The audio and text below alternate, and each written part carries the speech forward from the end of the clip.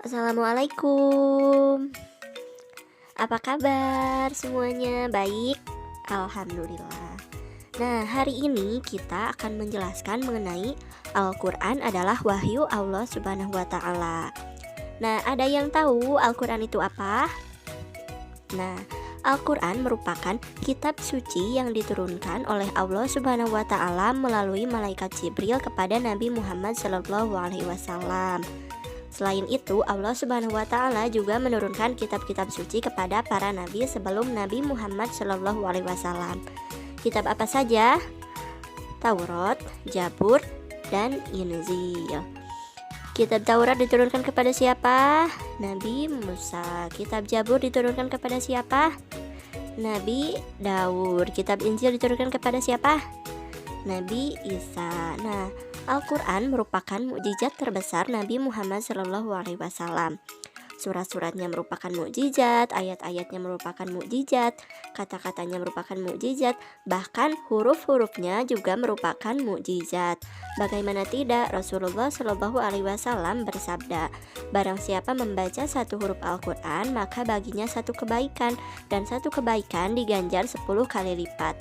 Jadi, jika kita ingin pahala yang banyak, maka bacalah Al-Quran.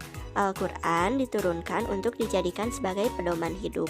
Oleh karena itu, kita sebagai umat Islam harus memahami pengertian Al-Quran serta hal-hal yang berkaitan dengan Al-Quran, memahami isi Al-Quran, dan yang paling utama adalah mengamalkan isi Al-Quran. Jika kita ingin mendapatkan semua ilmu, bacalah Al-Quran, karena Al-Quran merupakan sumbernya ilmu pengetahuan.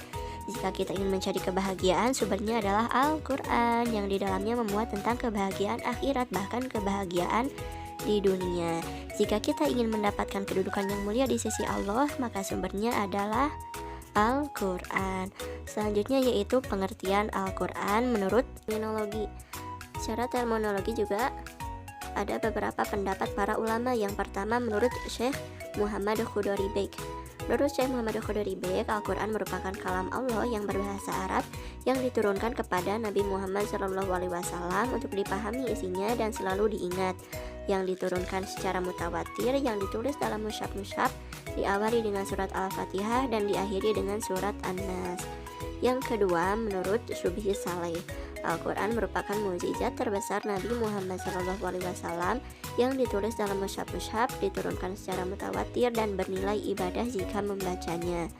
Kemudian yang ketiga, menurut Muhammad Abduh, Al-Quran merupakan bacaan yang tertulis dalam mushaf-mushaf yang tersimpan di dalam dada orang-orang yang menjaganya, yaitu orang-orang Islam.